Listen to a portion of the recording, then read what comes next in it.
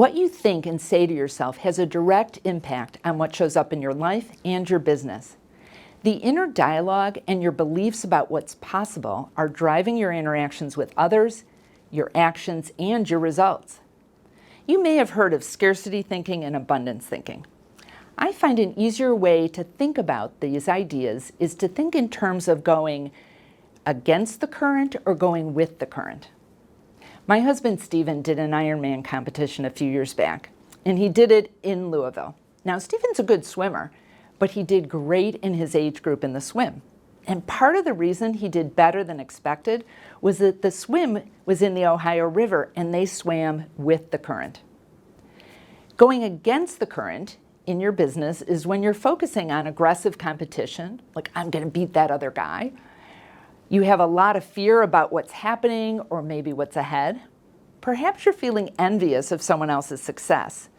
You know, when something great happens to someone you know and you either have a judgment about them or feel badly about your own progress instead of being super excited for them. We've all been there. That's going against the current. When you're going against the current, your expectations are negative. Your energy is restrictive. That's when it feels like when you hear the word diet, or for some people, budget. That's what restrictive feels like. And you're grasping at results. Like, I really, really want this. When you're going with the current, you're feeling optimistic.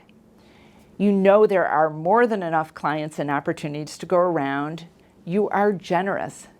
You see potential collaborations instead of competition. You feel genuinely excited when something good happens to people you know. Your expectations are positive. Your energy is expansive, and you feel in the flow. You're allowing things to happen as opposed to forcing them. Can you get ahead and make money when you're going against the current? Well, sure, we all know people who do this, but it's harder, it's less enjoyable, and can easily lead to burnout or ruined relationships, both personal relationships and in your business with high team turnover and lack of client loyalty. I've seen advisors go from being average producers to breaking through their plateau to the next level in business when they focus on going with the current.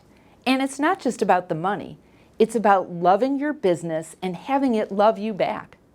If you've been in business a while, you know it can feel old and stale sometimes. You might lose your mojo in business, and going with the current can shift this.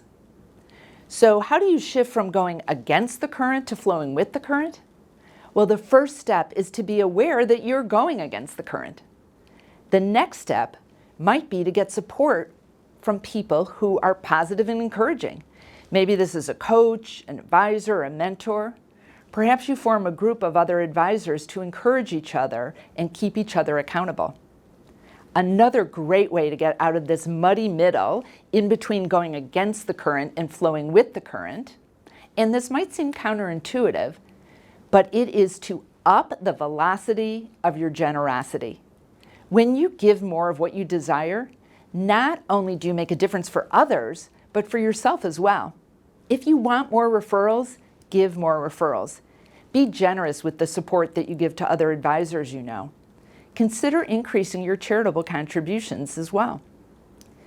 The three big keys to getting into the flow are to get aware, know where you are, get clear, know where you want to go, get in gear, start taking actions, and to share.